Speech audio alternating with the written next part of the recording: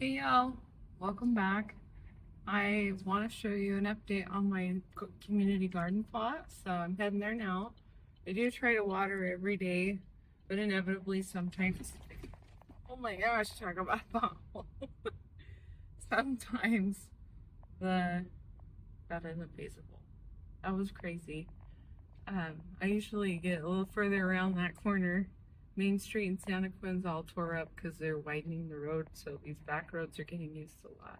Anyways, let's see what's going on.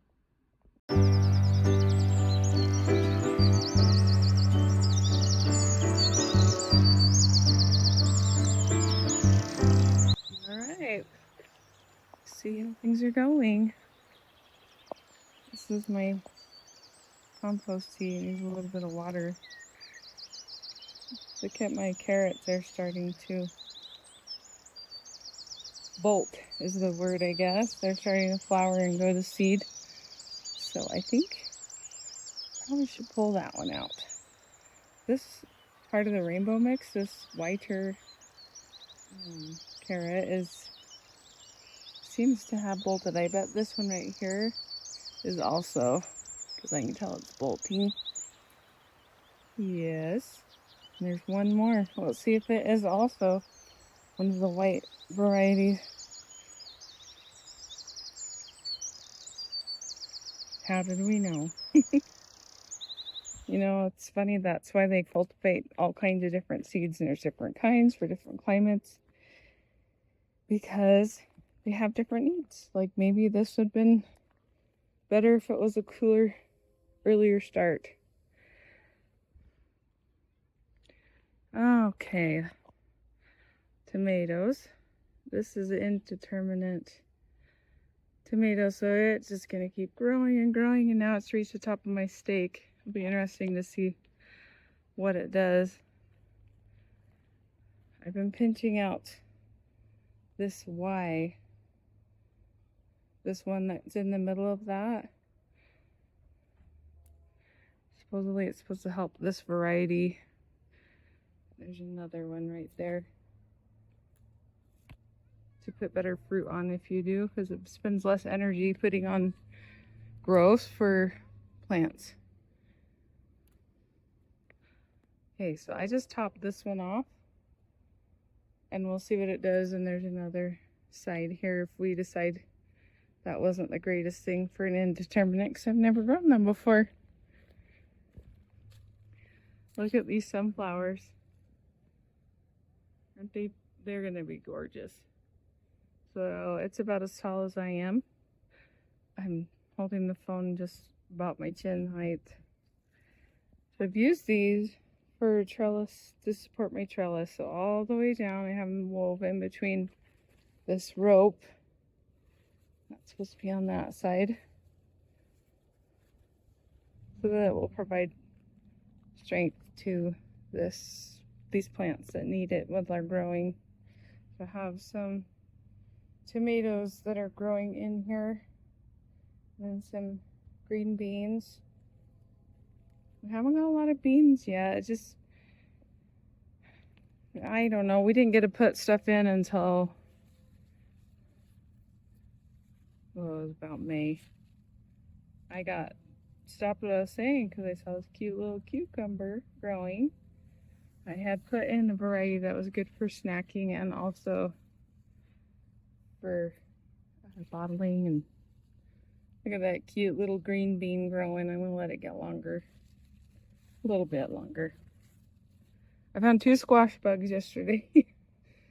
I like to check underneath here and see if there's any eggs. It's pretty obvious when there is.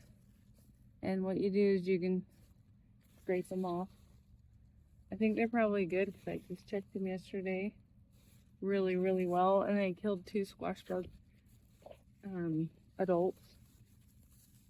They can be an arch enemy for people growing squash. I was hoping where I did different varieties that they wouldn't be as interested. I did the Peter Pan squash and the delicata squash.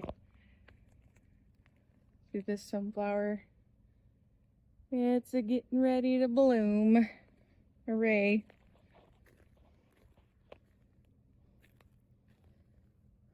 Oh, these are a little bug eaten. My cilantro is bolting. It likes the cool weather, even though it's underneath this leaf getting a little bit of shade. It's still a little too hot. So I planted some olive flowers. That's what these are growing, and they're similar to the variety that I have in my garden right now. So this is just like a little nursery bed for me. There's even one there and one there. Excited about that. I put some nasturtiums in since we looked at the garden together. Look at the view down these poles. So tomatoes down there. Just when you're a gardener, you get so much joy from what you get out of your garden. Watching things come from little toddler plants and growing up, it's amazing. Chloe and I cut a bunch of lettuce yesterday. I was able to share with one of the other plot owners. This was number 2.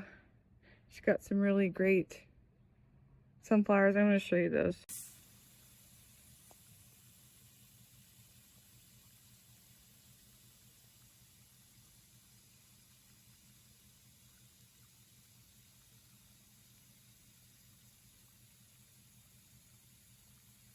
We just pulled into the Red Barn parking lot. We're gonna go have us a date night. This is a good local spot in Santaquin. If you haven't tried it, it's a good place to come.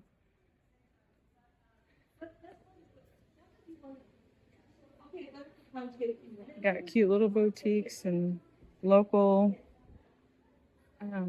products, I guess. Local Utah made stuff, but also just, oh, how fun! They have cut flowers here.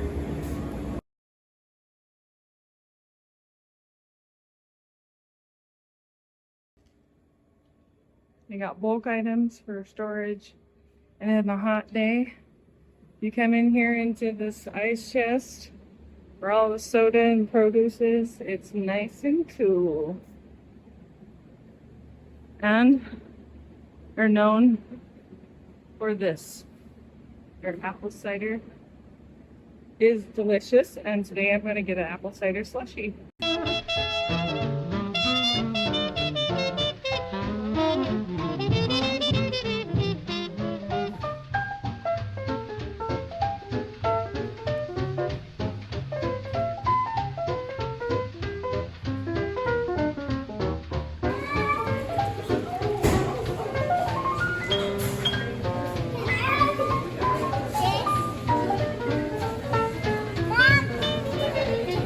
Okay. You too.